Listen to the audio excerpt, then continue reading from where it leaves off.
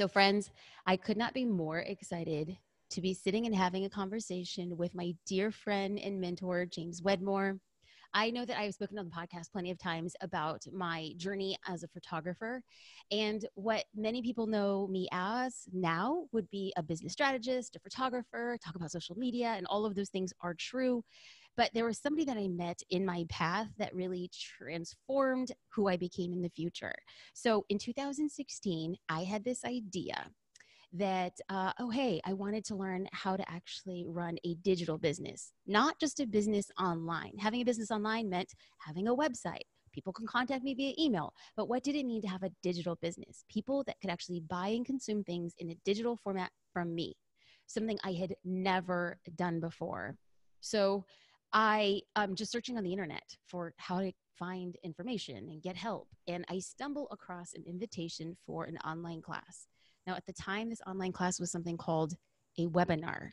This is 2016, and I had never heard of the word webinar.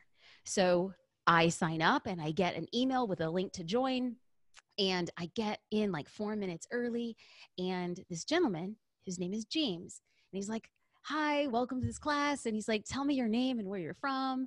And I nervously type into the chat box, "Jasmine Star, Newport Beach." To which I hear this guy on the internet say, "Hey, Jasmine from Newport Beach. I'm in Laguna. We're neighbors." And I turn to my husband and we're standing in the kitchen and I'm like, he knows I'm here. And so that was the first encounter of all time of me actually consuming a piece of educational content on the internet. Y'all, this isn't 1996. This is 2016. And so I'm listening to this guy and he's talking about what it takes to have accountability and grow a business and do all these things. And I'm like, this guy's amazing. And then he invites listeners to join something called a mastermind.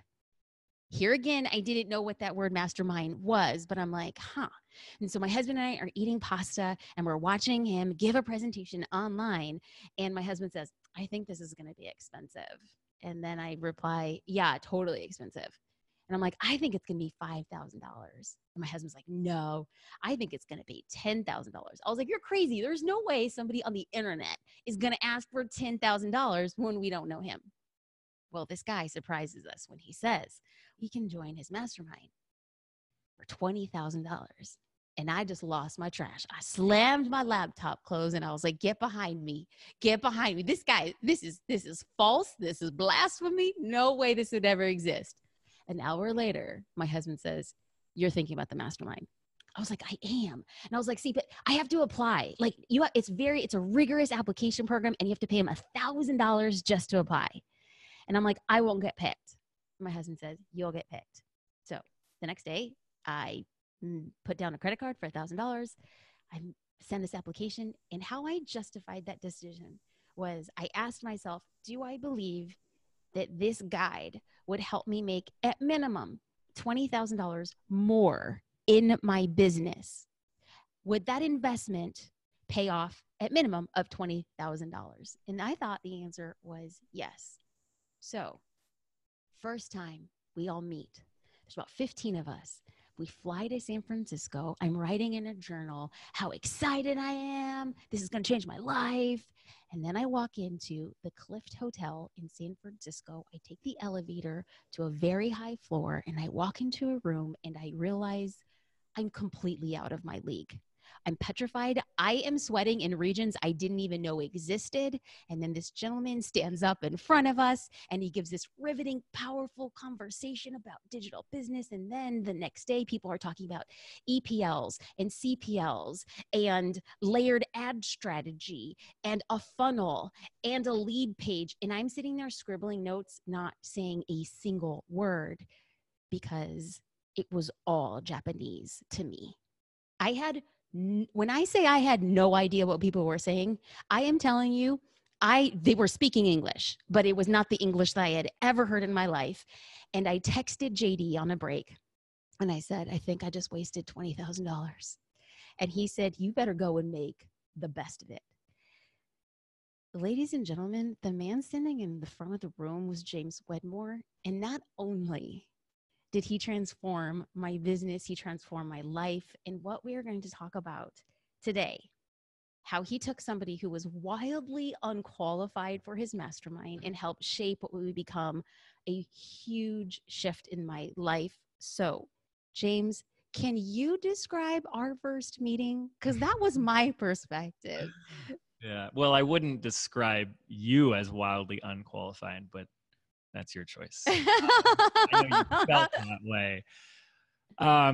But yes, on that, I actually had forgotten the name of the hotel.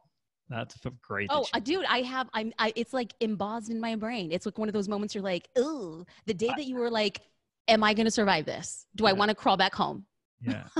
And it's funny because it's 2016 and it's 2020 in the time that's recording. So it's really only like 3 years of growth. Yeah.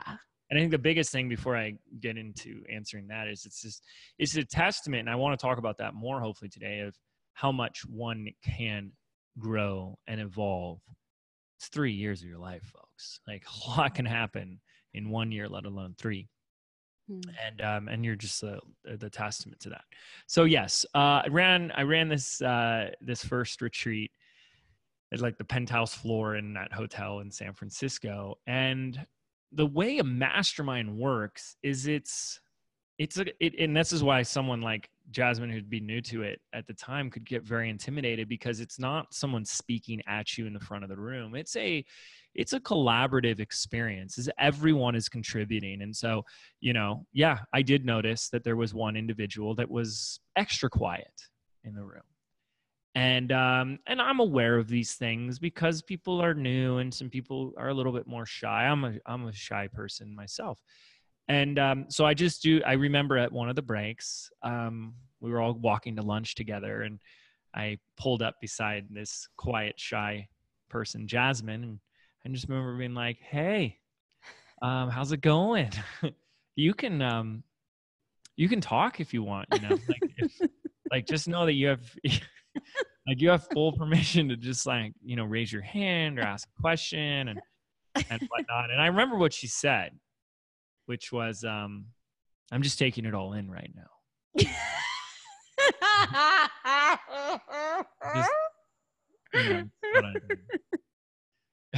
She, of course, revealed later that she was worried that if she talked too much, it might reveal that I didn't belong in the room. That I didn't belong in the room. But the response she told me was, I'm just taking it all in. And I'm just like, and again, like never judge a book by its cover, right? And so, I am. There's that judgment of just like, oh, she's just coy and shy and nervous. And one of the things that we do is we ask our members to teach content and share what's working for them. And so, of course, the next day, this super quiet person gets up there to share a presentation. So she gets up there and, I'm just like, well, we'll see what happens because she hasn't said a word for 2 days. And now here she is with the microphone, right? And the PowerPoints and all eyeballs on her. And all of a sudden it was like a switch just flips. And she goes from this like quiet, silent individual to like, all right, here's the deal. And I look around and people were just like jaws drop, eyes wide open, sitting on the edge of their seats as Jasmine came alive. And anyone who has seen or experienced Jasmine, you speaking at an event, which if you haven't yet, you got to do that. We've had the honor and privilege of having her on our stages before. One of the most dynamic speakers. I've told you this to your face. One of the most dynamic speakers that you'll ever experience. And I don't think you're not a trained speaker, are you? You didn't go. No, not at all. Neither am I. Like I did one Toastmasters about 12 years ago.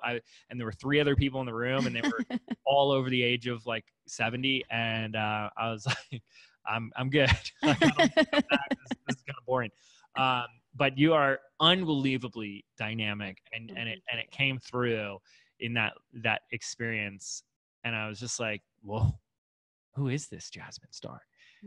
And so that was our first experience together. That's how we met.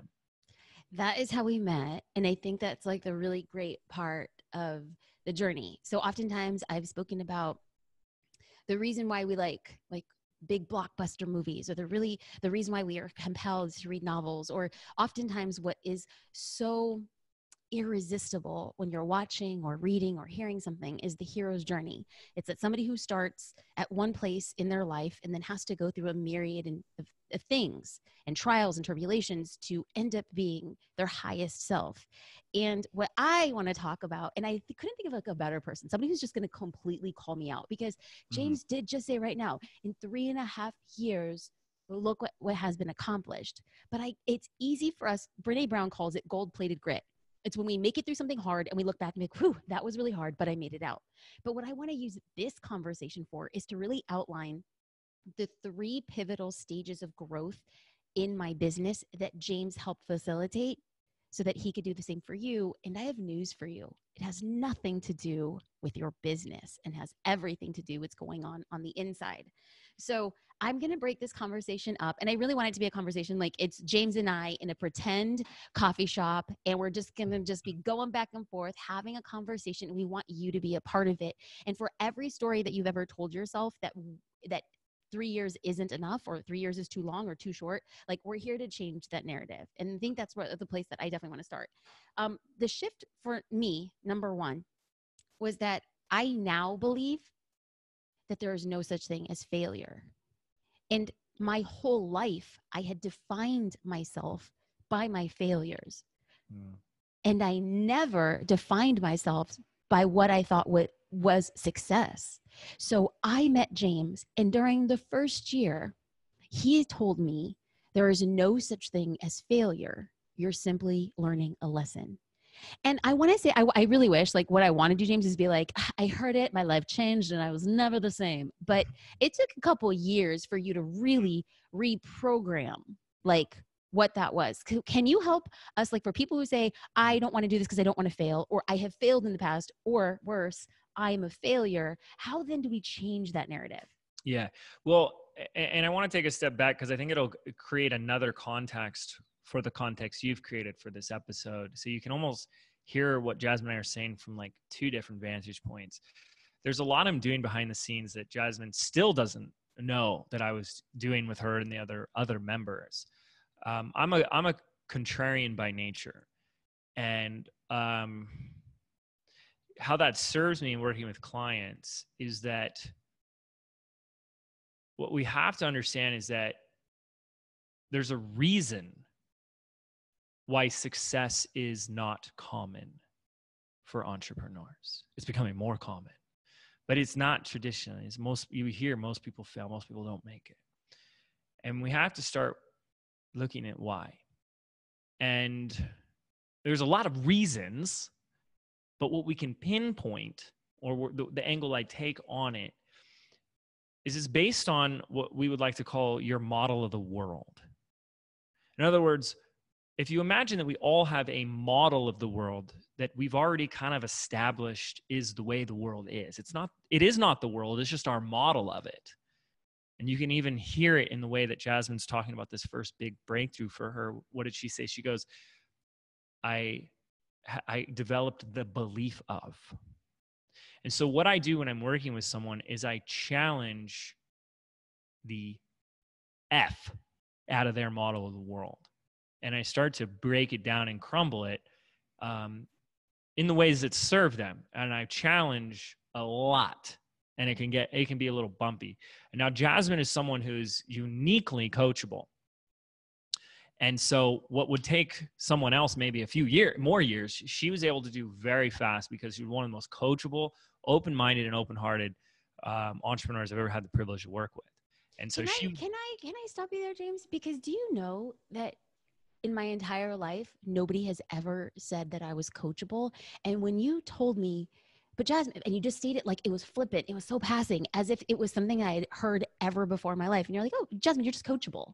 Yeah. And I just nodded my head, and I'm telling you, it felt like if I was wearing like a Girl Scout like sash, I would have put a pin on it and say, yeah, I am coachable, because it was the first time in my entire life that I heard truth about myself with a capital T that I had never, ever acknowledged before. And that was a big shift in my enlightening along my journey too. Well, and so then what does that mean? What it means is that you're not attached. You're not committed to a model of the world that isn't serving you. Mm. That's what coachable means. Mm. In other words, we go up, we grow up, we have these experiences. And you have to understand that what are the two primary contexts in which most people experience life? They're a consumer and they're an employee. We work for others and we buy. And what people do is create a context of life that is based on rules that we create. We create rules for our life from that paradigm. Okay. Like selling is bad. It's a great example. I was dealing with a client with that today. Selling is bad, right? And where did that come from? That came from a time or a series of experiences where you had an experience of being sold to and you didn't like it. So you created a model of the world, you created a set of beliefs and a perspective from the vantage point of a consumer, a student, and an employee. And then one day we said, I want to build a business. I want to start a business. I want to grow a business. Yet we held on to that same model of the world. We operate from that same set of rules that we created when we were an employee, when we were a student, and when we were a consumer. And that is synonymous, analogous to learning your whole life how to play football, learning all the rules of football, American football, and then saying, great, let's play some basketball. And then wondering why you suck at it, right? And it's not you, it's a different set of rules. And I go into all of these and all that stuff, but so what would happen is someone like Jasmine come in with a set way in which she thinks business works, marketing works. This is the way it is, common sense, but common sense isn't that common. And so I just start chiseling it away. You just start challenging it. You start breaking away that old mold, that old paradigm, and create a new one. And so this first one that she's referring to is this idea that we develop from a very young age, which is that we shouldn't fail. Failure is bad. Failure is a failure. Failure means failing, right? Like it just seems like nothing good about that. And that's got to go. That's got to go so fast because that's a big one. That is such a big one. The first piece of that, and the thing is we know it conceptually. So what I will say to people here in this moment, as you're listening to me, you will agree with me. But there's a whole difference. And this is why someone has to pay 20, and now the mastermind's 35,000, right? So it's gone up considerably. You know what? It should be more than that we're going to get into that later, but James, raise your prices. But there's a difference, and you can do this to yourself. You don't need to pay somebody a ton of money.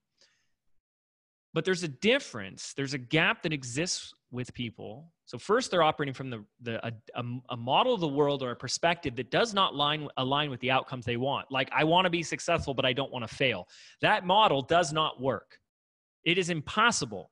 That is like saying, I want to go surfing, but I don't want to get wet.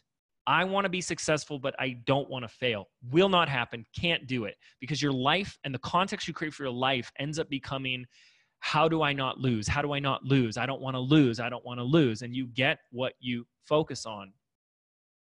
And what do you get when you focus on, I don't want to lose, right? So that's what I did.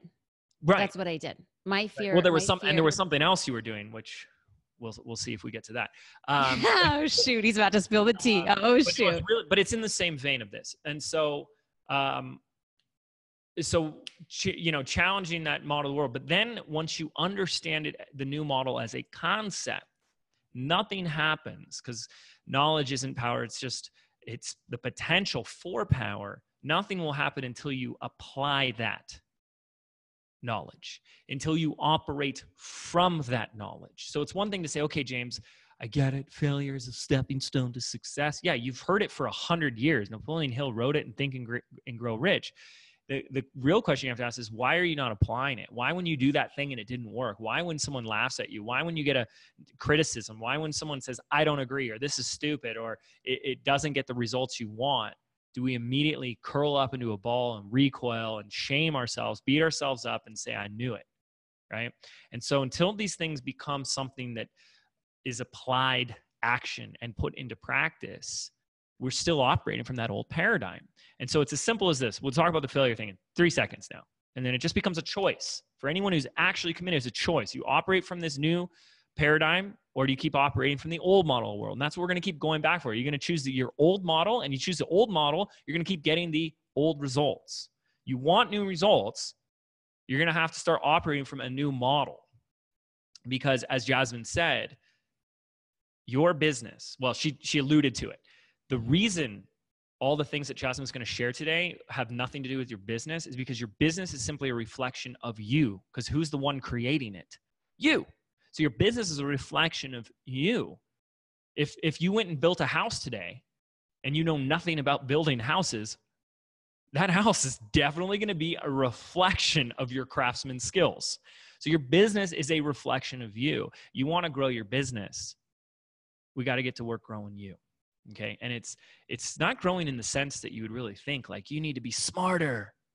You need to hustle more. You need to work harder. We need to shift the model. And it's like a set of links or blocks of beliefs, made up of beliefs about how you think success, money, sales, business, et cetera, how it works. And you change that model, you change the results. So failure is a big piece of this. Failure does not exist. This is what really gets people. There's no such thing as failure.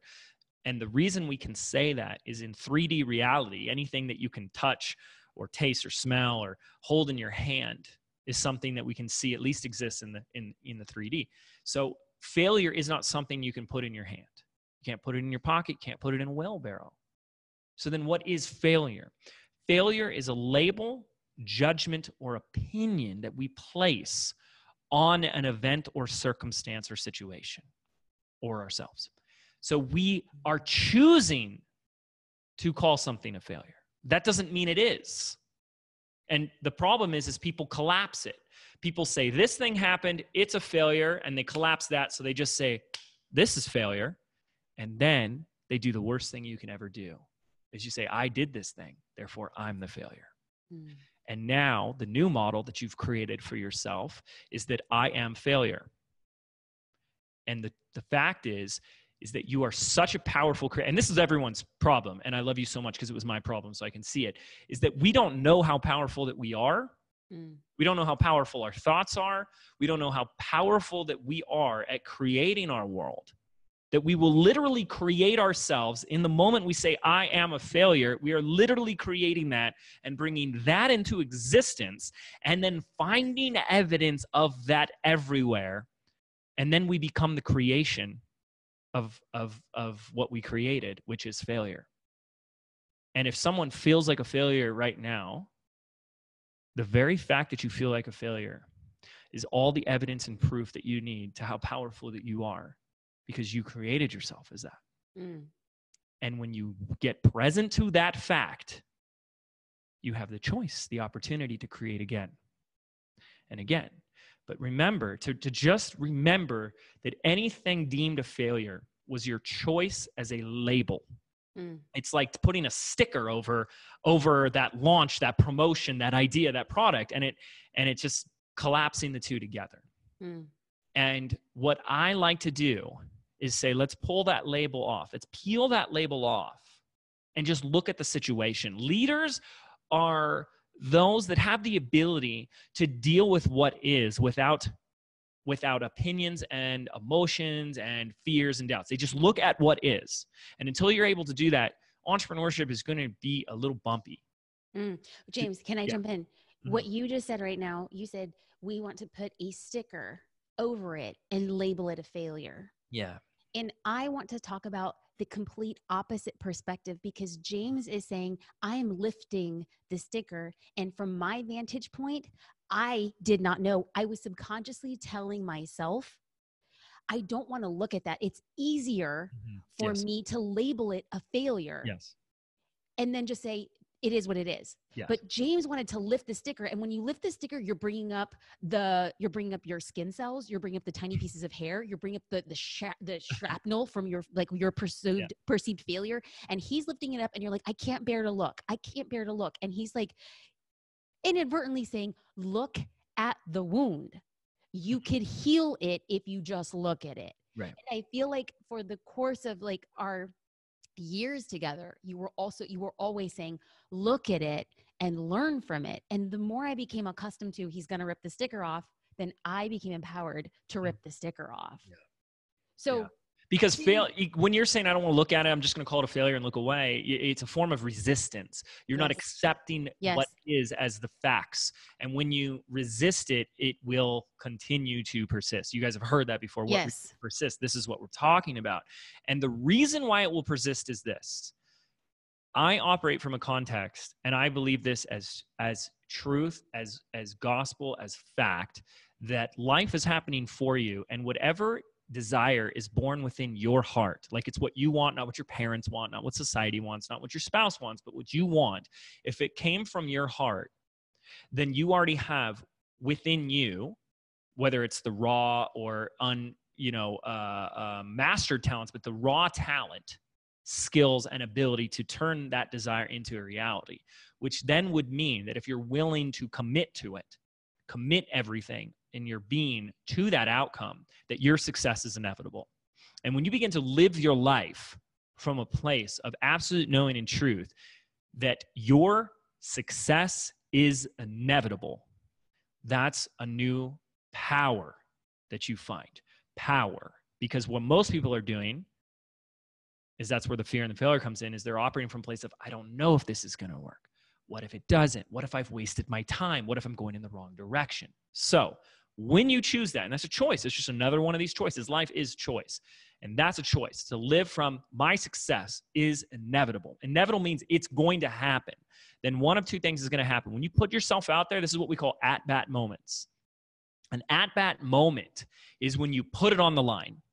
You're either going to hit a home run or a strike, right? It's a baseball analogy. And for the non-sports geek in the room, okay, I'm going to use a baseball analogy when I didn't play baseball. It's an at-bat moment when you step up to the plate, everyone's looking at you, and you're either going to strike out or you're going to hit that home run, right? So when you're doing that launch or that promotion, or you put it all on the line, one of two things will happen to you, guaranteed. You will either get what you want or better. You'll get the result that you wanted, or even better, right? That's option one. Or, and this is so important for people to get this, or you'll get the lesson you needed. I'd like you to consider that if your success is inevitable and the only reason you don't have what you wanted yet is because there's still something there for you to learn. But how, this is the question, how the heck are you ever supposed to learn it when you're too busy covering it up and calling it a failure? Failure does not exist. There is no such thing as failure. There's either getting what you want or learning what is required. It's required. That's why you didn't learn the lesson, so you're doomed to repeat it. And this is my last thing, and I'll shut up for a second. But what that will inevitably take you to, and when you can operate from this as well, because what I'm doing is I'm changing people's, hopefully, for those that are listening and as coachable as you were, I'm getting people to operate from a different context in their life, changing their model of the world. And here's a great example of that. People have said maybe at the beginning of this episode, failure is bad, failure is to be avoided, right? Are you playing to lose or are you playing to win? You're going to get what you focus on. But the other one is that pain is a blessing. And whew, is that a really tough pill to swallow? Pain is a blessing. Success is a crappy teacher. I think some of us have heard that, and ain't that the truth? Success is a crappy teacher, but pain is a blessing. It just seems like everything's a freaking paradox. And it is. Life is a paradox. It's one giant cosmic joke. It makes me laugh every single day. But pain is a blessing because pain forces us to pay attention, doesn't it? Mm-hmm. So when you do that thing, you do that launch, that webinar, you do that, you put that offer out there, and it just falls flat on its face. And you just feel so ashamed and embarrassed and just like, how much time and you just get into that self-loathing. Like, what a gift. What a beautiful experience of the human condition and this range of emotions, because at one point or another, you'll hit such a low, and it might happen in 5 minutes, 5 days, 5 years, where you'll have to look at yourself and say, is this really what I want to keep doing? Right? You start asking a better question. And if it is, I got to figure this thing out. I got to figure this out. What happened here? What am I missing?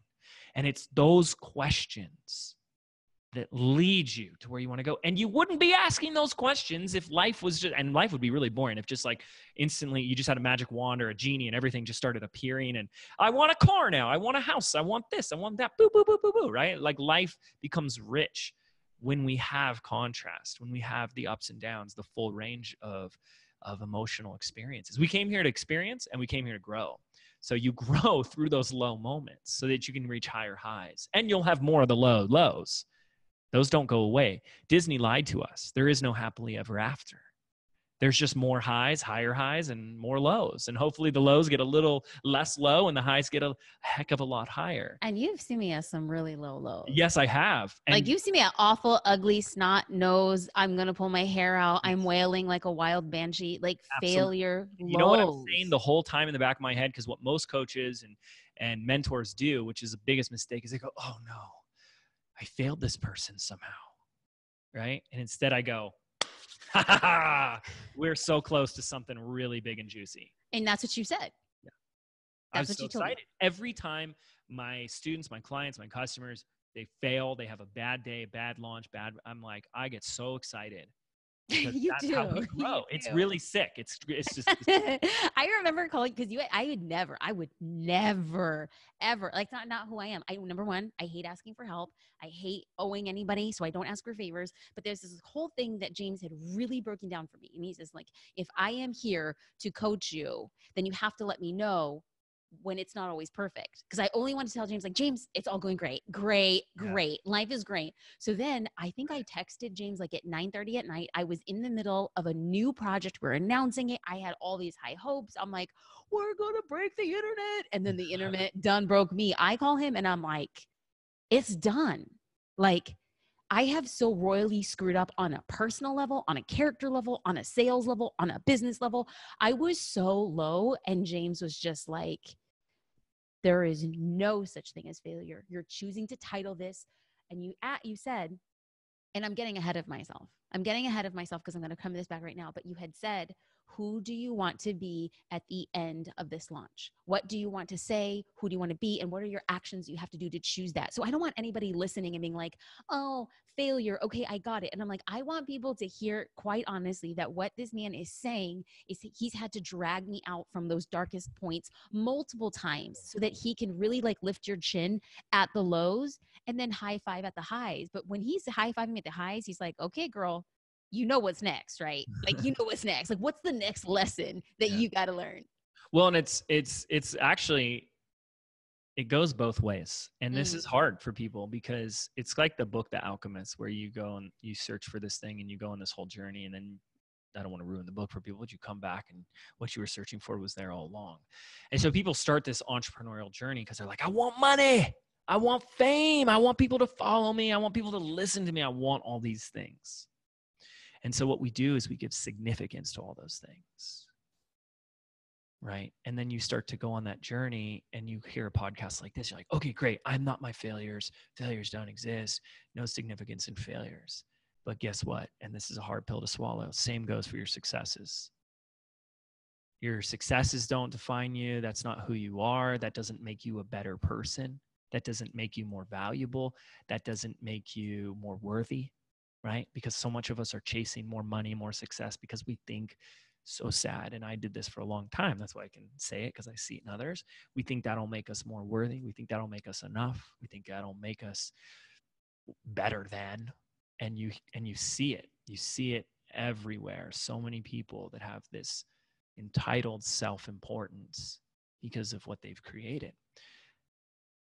The most beautiful place to stand in is you are whole, complete, and perfect, and loved, and worthy, and valuable, whether you have 100 failures or 100 successes. And those external things don't say anything about you. They don't define you. They don't change who you are, because only you can do that.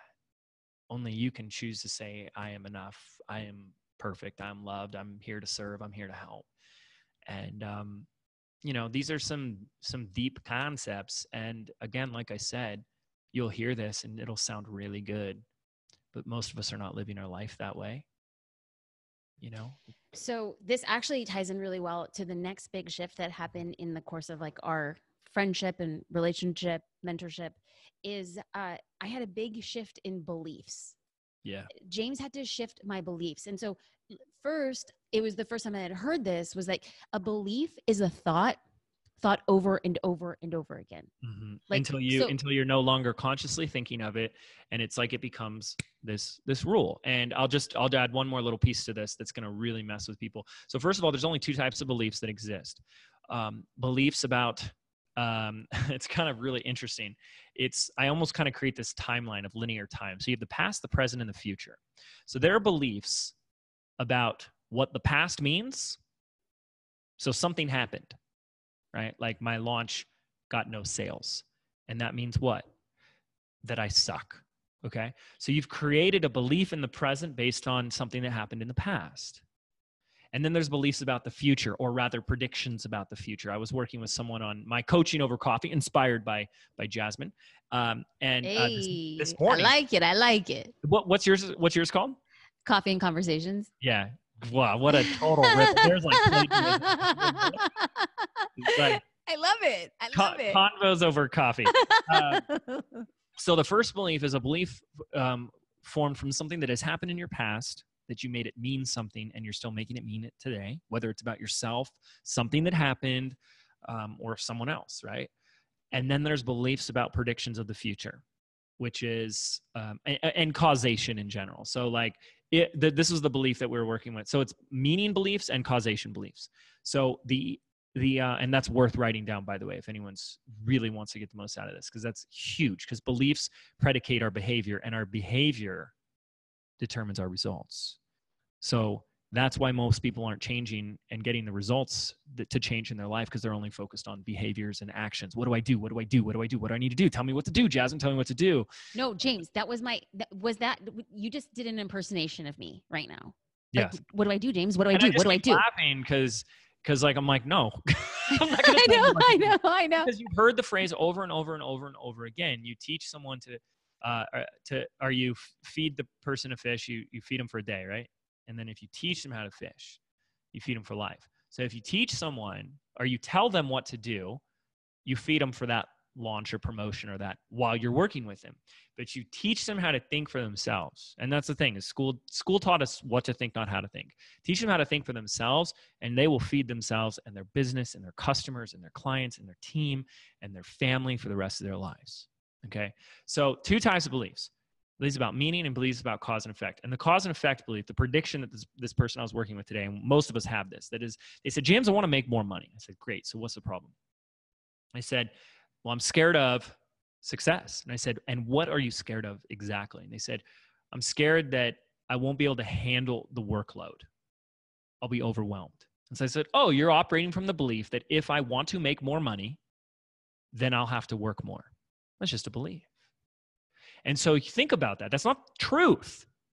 But we don't experience beliefs as beliefs. We experience them as facts. And neuroscience tells us that your brain doesn't match the beliefs in your head to your life out externally. No, it's the other way around. That it matches your life, your experience of reality, to the pre-existing beliefs that you already hold. And if people got that, it's life-changing. That's why your thoughts create your reality. It's like you're wearing belief goggles. Was there something that I was doing in my business that you saw me like? It's like that's like a big, deep, weighty, meaty thought. Yeah. Is there like a personal example that you saw with me doing that? Yes. I mean, I'm putting you on the spot, but no. I mean, okay. So there was like a big belief that I like to call context. I love this concept of a context. Context is a belief. And I like to say context is like a belief about how you think the world works. That's like a context. So for example, there's a context that like people are evil, people are greedy, people are bad, right? And so that becomes something that shapes your world. And as a result, it shapes your behavior. You're less hesitant to maybe hand money to a homeless person because you're like, oh, he's just going to use it for drugs or alcohol, right? So you can see examples of that everywhere. And so Jasmine, to call her out, and I have called her out on this, was when I started working with her, she was operating from a context in her life, from a context of survival. So everything in Jasmine's business was about survival. And she did that because she was really good at surviving. And she even created a belief about who she was, which is she's a fighter. I am a fighter. And she's heard me say this a million times, and she probably rolls her eyes at this point. And I say, well, what got you here won't get you there. And so being a fighter got her somewhere. And the problem is, and you can go read the book, Who Moved My Cheese? And it's the same thing. Who Moved My Cheese is this whole concept that if you put it's a funny title, isn't it? If you put cheese in a maze, somewhere in the middle of the maze, and then you take a rat or a mouse, I don't know if it's rats or mice, but whatever, a little rodent, and you have it find the cheese, it will eventually, inevitably find the cheese because, your cheese is inevitable. And then what the scientists did is they would put the rat back at the beginning of the maze, and they would go again, and they'd find it instantly. They wouldn't do the same trial and error. Nope, not here. Every time they did it, they would learn and memorize the maze until they got to the cheese without any mistakes. Then they would move the cheese. And when they would move the cheese, the rat would go back to that original spot and go, it's not there. And then it would start looking again. And then it would repeat that pattern. It would say, there it is. And they'd put it and they go, there it is again. And they would beeline for the cheese. And they would keep moving the cheese to different things in the maze. And the mouse or the rat or the rodent would inevitably get to the shortest way to get to the cheese. And that whole analogy is so powerful because it's there to serve as this example that that's not what humans do. The cheese moves, and we keep going back to the same spot that we were going to, and there's no cheese there. And I don't understand. I keep doing this thing, and it's not working anymore. And so we say, maybe if I go to that spot faster or harder or quicker, then I'll get my cheese. But the cheese has moved, and we need to move with it. Life is a moving target. Our values change, our desires change, our path changes. We are this moving, dynamic, beautiful, unfolding, whatever we are, evolving being. And the cheese is moving, is constantly moving. And then we're trying to do the same thing for 20 years. So one phase in Jasmine's life, what got you here may have been, I got to fight through this. I got to fight through generations of stereotypes and beliefs about, what it takes to make money, or how much, what I'm supposed to be making, or what my role is supposed to be in society. And I had to fight through that. And then we keep going that way because it worked. See, it works, so we got rewarded for that. And so we just say, well, yeah, I'll just keep fighting. And so what I started to challenge Jasmine a lot on was, well, what, and I remember, I'll never forget asking you this because you didn't get it right at first. and I rarely use the word right or wrong, but I was kind of quick. It was a lesson, James. Yes, she failed. What must always be present? What must every fighter have in order to be a fighter? And I forgot what your answer was, but it wasn't what I was looking for. And the answer was an opponent, something to fight against, a challenge, an adversity, a competitor, a problem. And that's where I was like, maybe it's time to hang up the gloves. Maybe it's time to move to a new model of the world, a new paradigm where you don't have to fight anymore. Where we can move from this context of survival into one of thriving. I remember this conversation, James. Like that conversation, we were standing in the hallway, or in like this of New York. In the Nomad Hotel. Yeah. And we're standing outside, and I am having like a business breakdown of epic proportions. Like I No. thought like it was That's just awesome. it was a rough go. I didn't sleep a whole night. There was like a lot of personal stuff that had happened. And then I'm telling James of everything that's transpiring on a break, no less. So we have like 7 minutes for me to like, yeah, be like, oh my God, what's going on? Yeah. And James said, you need an opponent. And I wish that I can say like I had a breakthrough then. JD and I finished that weekend in New York. And then luckily, like our flight was delayed. So we were able to grab brunch with James and his wife and a mutual friend of ours. And we brunched and we went back and I maintained the fight. Mhm. It took me almost a year for me to actually unravel that I liked the fight because the opponent unknowingly was me. I Mhm. was Oh, always. always Yeah. I was always in the ring with me. I was always beating myself up. And I liked it because the story I was telling myself was you're not enough, you're not working hard and you could do better.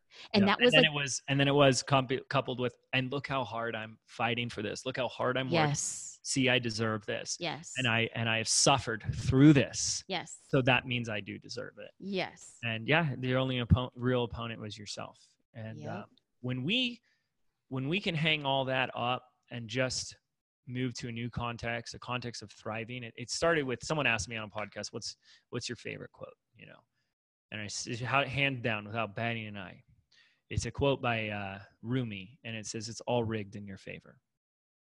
And if you began, and it's hard because we can go into a whole, brain science of like neuroplasticity and how you think a thought over and over until it becomes this road or groove that is automatic because the brain needs to conserve energy. So you're not doing all this critical every day. You don't remind yourself of what do I believe and what do I need to think today. 90% of our thoughts are automatic. So it just goes into this automatic. This is the way the world is. And then, like I said, your brain will match your life out there to the thoughts you're having in here. That's why your thoughts create your reality, because they're a reflection of your reality. And so if I'm a fighter and I got to fight to win, you're creating in your hologram, you're creating a fight. You can't be a fighter without a fight, without an opponent. And this new context, which would change my life, was it's all rigged in your favor. So even that's Rumi, right? It's all rigged in your favor. Smile. It's all rigged in your favor. So even if you still chose to be a fighter, and imagine you're in a boxing ring, and your coach comes, hey, Rocky, comes up to you. I like to do impressions, Jasmine, sorry.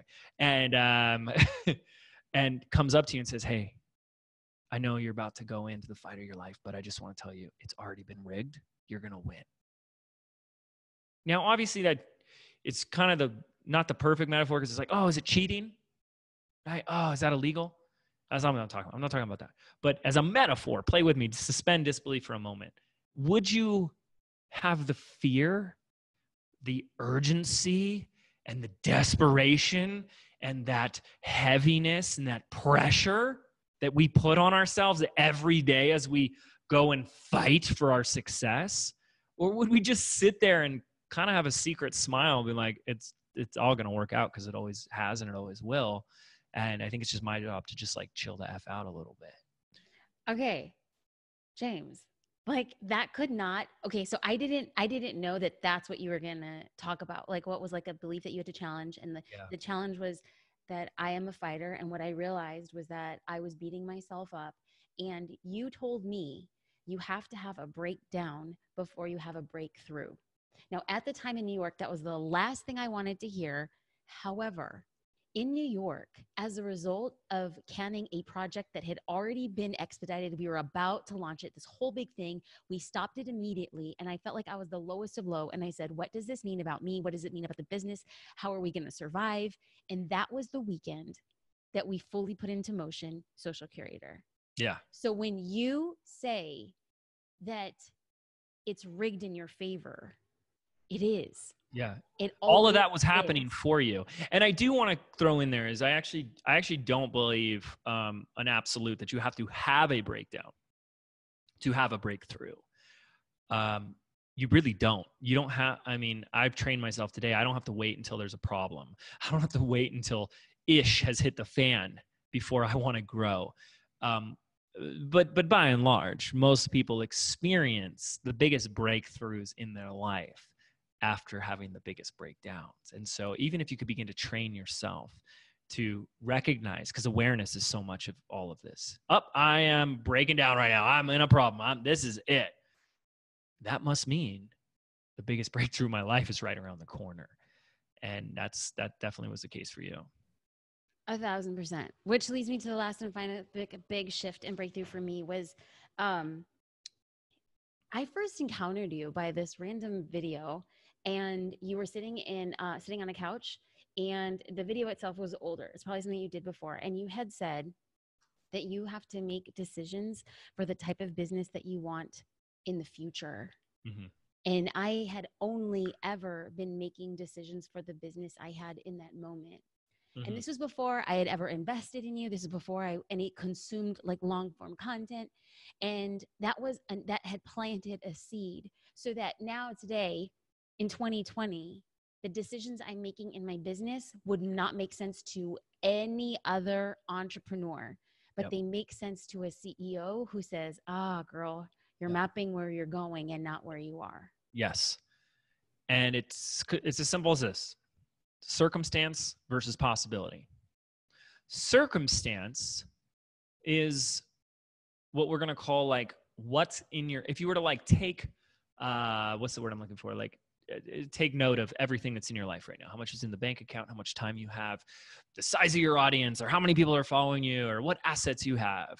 You know, like, do I have a website? That's an asset, right? Like that's your current circumstances. And so what most people do, I did this for a long time. Jasmine was doing this. Most people do this, and it's absolutely backwards, is they take an assessment of their current circumstances and they say, I want something. They have that desire. I want something. And then instead of making the decision from that desire, they make the decision from their current circumstances. And I'll give you examples of this, but if you make decisions from your current circumstances, you repeat your circumstances. And here's why.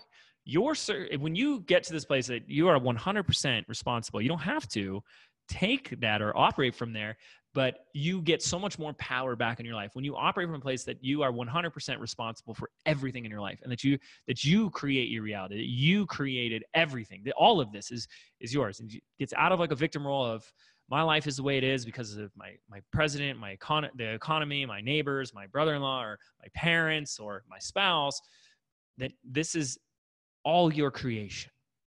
When you step into that, you can argue that. I don't care. You can be right in the argument, but it doesn't serve you, right? You can say, no, it really is my parents' fault, and say, that's fine. So I'll go coach them right now, and then your business will grow, right? So you can argue for that limitation, but it doesn't serve you. It serves us to step into a place of saying, I created all of this. So every circumstance in your life right now is a past creation. And when we let our future be determined by the past or past creations, you just perpetuate the past. This is why so many people stay stuck. This is why people don't grow. This is why they get the same result year after year, day after day, month after month. They're using the model of the world that created their past to create their future, and they think that for some reason that would change anything. When instead we need to use the model of the world of the future version of you and start operating from possibility. And here's so many examples of this, but here's one that just comes to mind. When we're working with a client, they'll let's say they want to start like a membership, right? And they'll say something like, well, I want to start a membership. And I'll say, what's your goal? And they'll say, honestly, James, I want to get this thing to $20,000 a month in reoccurring revenue. So that becomes the possibility, the outcome. And I go, great, how can I help you today? And they said, well, I'm really struggling which membership software platform to use. And I said, why are you struggling with it? And they said, well, the one that you recommend is kind of a lot of money. It's like $200 a month. And there's this free one over here. It doesn't have half the bells and whistles, and you got to connect all this stuff, and you got to do it, so it's like on WordPress. So you got to do the support yourself and all these other things. So I think I'm going to just choose that one. And what they're doing, this is a perfect example of this, is they're choosing or making a simple, which seems like a simple decision for where they are, not where they want to be. And that's where I ask a simple question. I said, well, what would the $20,000 a month membership site owner do? Would they have this freebie duct tape POS piece of software, or would they get the right piece of software? And they'll say, yeah, they would get the right software. But James, and then they argue for their effing limitations. They say, but you don't understand. That's a lot of money. Well, yeah, it's a lot of money to the old version of you, but it's not a lot of money to the person that you're saying you're so committed to becoming. And so when we keep saying, but that's a lot of money, or I don't have that, or I'm afraid to spend that, you're just arguing for your old model. You're arguing for that old identity. You're arguing for that old version of you and feeding those beliefs, feeding that paradigm, feeding those perspectives. And then people wonder why they continue to stay in that old way. And it's not until we start stepping in like a new pair of shoes or something into the new role and the new perspective of how somebody that has what you want would think. And people just still think that's nuts and crazy.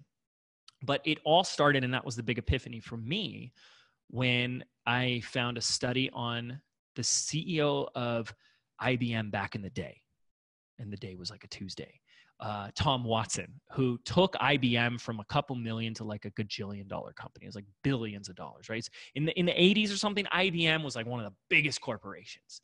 And of course, some naive reporter who had never thought about being an entrepreneur asked that silly, ridiculous, surface-level, shallow question. Tom, what's your secret to success? And you're always like, oh gosh, yeah, like there's just this one secret. And sure enough, this old SOB had an answer. He had it in three steps. And these 3 steps, when I heard them, changed my life. And that can change yours too, if you want. He said, step number 1, I knew that if we wanted to grow and become the leader that we are today, we had to get really clear on what the business would look like when it was done. What does the done business look like? What is the end product, the destination, the outcome? Everyone's talking about building their business. Building. That's not an outcome. That's a process. To what end? Where are we going? You don't hear an architect or a contractor saying, I'm just building houses, building. They have a blueprint. And they go, this is what it'll look like when it's done. This is what I'm creating. And most people just say, no, I'm just building. For what purpose? Where are we going? So he said, step number 1, I had to get clear on what the done business would look like. You could take some time and do that. And step number 2, he said, then I needed to get really clear, crystal clear on how we would act, ACT, how we would act when that company was done. When we were done building that company, how would we act? How would we operate? In every level. And in every sense of the word, how would we act? And then it was when he said step 3 that it knocked me back. He said, then I realized that in order for us to even come close to that done business that we identified in step 1, I realized that step number 3, we would need to act that way now from the beginning. Act that way now. And that was it. And when I heard that, it blew my mind, because it's so simple, right? It's so simple. It's not easy. That will be one of the hardest things you do, because you are fighting years of that old paradigm, years of the employee mindset, years of the consumer mindset, years of the student mindset. And what do I mean by the student mindset? Look at you. Most of you are like me, and you went to a public education system, and I'm not knocking public education system. People think that I am when I talk about these things, but look at what you learned. You learned to raise your hand, ask permission, do what you're told, memorize, take the test. When we let you, you can graduate. Permission to go to the bathroom, permission to ask questions, permission to graduate. And if you think that's the same MO, the same way that entrepreneurs, successful entrepreneurs see the world, if you think that's how they operate, you got another thing common to you. And so what you're doing is you're acting and operating from an entire lifetime, whether you're 20 or 80, You're acting from an entire lifetime of a completely different model of the world, a completely different set of beliefs and perspectives. But then we want to get a new result in our life without challenging, without changing, without letting go of any of the ways in which we think the world works, in which we think marketing works, the way we think selling works, the way we think getting an audience, getting attention, and getting results works. And that's, I think, Einstein's definition of insanity right there. Doing the same thing over and over, or as I like to say, thinking the same way over and over, and then acting on those same thoughts, but expecting different results. And so when I took that to heart, I got to act that way now. A couple years ago, about the same time I started working with Jasmine here, I said, what would it look like to be I either said an 8-figure CEO or a $10 million CEO. And I started doing that every single chance I could. A question would come across my desk, a decision that had to be made. I said, well, how would the $10 million CEO decide? What would he or she do? How would they think? What would I do if I were already at 10 million? And 3 things are going to happen. 1, you're going to say, I don't freaking know. Number 2, you're going to answer, well, they would do this, but circumstance, I can't. And then every once in a while, you're going to say, I think they would do this. And I think today, I've got the courage to try that. Mm-hmm. And gosh darn it, wouldn't you know, in 18 months, we took our business from 2 million to $9.25 million in revenue in 18 months. And it would have been, and Jasmine knows this, it would have been over 10 million, but we actually said no to one of our offers and one of our programs so that James could just dial back and work even less, which would have put us over that $10 million mark. And I have a CFO consultant who works for us. He's retired, and he was the CFO for freecreditreport.com and helped that company go to millions and millions when they were just a fledgling startup. And today he works with all kinds of different companies. And he said, in my entire experience, I've never seen a company, a small business grow this fast in all of my experience. Here's what's your secret. And I said, well, there's an episode with Jasmine Starr. No, but I mean, it really comes out. It's those 3 simple steps. And I just had Jim Quick. You know Jim Quick, the brain training expert. He just got a new book out called Limitless. Can't wait to read it. Jim is a brilliant guy. I love this guy. I think he's such an extraordinary human. And he was just on the podcast last week, my podcast, and he said something. It's so simple. And it's if you just take this away, it will transform your life, and I can guarantee you that.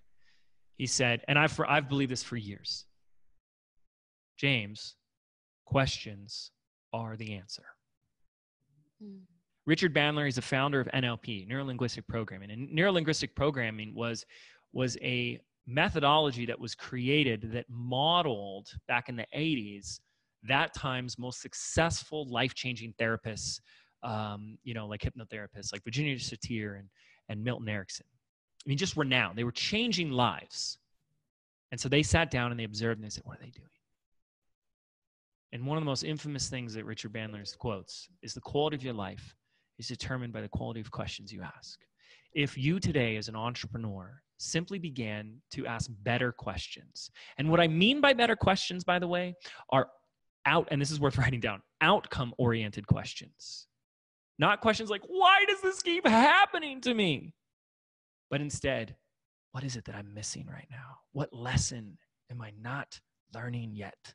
Or what would it look like to double my income this year? Or how could I double my list or grow my business or get the opportunity to be on Jasmine Starr's podcast one day?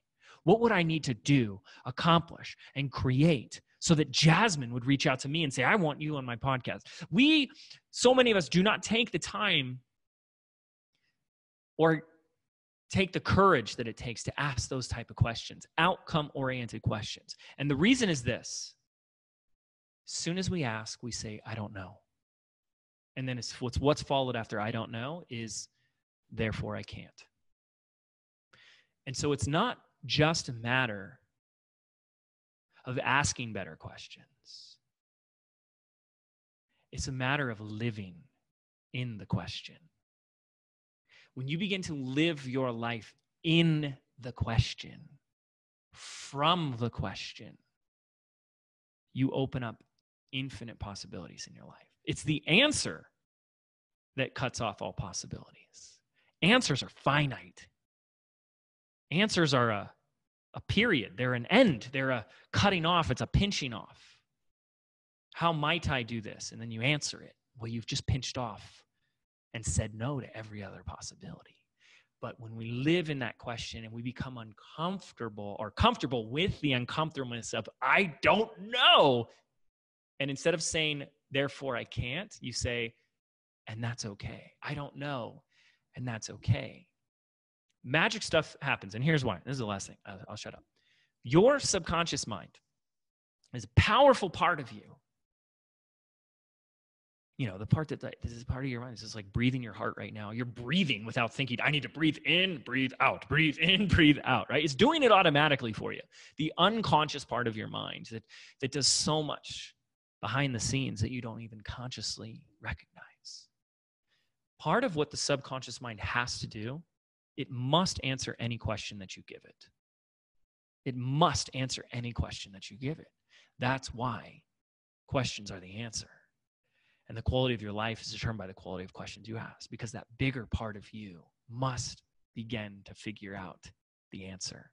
And it's your job to ask the question and to receive. And that is a completely different paradigm than survival, where most people are at, than fighting, than struggling. It's thriving, it's receiving, it's being present, it's being unconditional love, it's being grateful. And that's something I've always commended you on, is you're always coming from such a place of love and gratitude, that having that open heart and that open mind is no wonder why you've grown and broken so many records. Really, like, you know, if we had a Guinness Book of World Business Records, you'd be in there many times. Oh, stop. Stop it, James. So that's it. Like, yeah. I just feel like, well, dare I say, love and gratitude. I feel so much love and gratitude that what we just did right now was give people a sliver into the work that you have so generously done with and for me. I don't think that myself and JD could ever thank you for the role of stepping in and really being the contrarian that you are, but with so much respect, and us understanding that the reason why you were pushing so hard was to actually show our better selves. So you are amazing. If you enjoyed this podcast, could you do me the biggest favor, and could you please tag at James Wedmore and myself, because we want to connect with you. Like, I started this conversation with James, and like, I want people to see what is possible in 3 years. And then James showed you what was possible in 18 months, you know, going from 2 million to 9.29 million or whatever that was. Like, it's possible.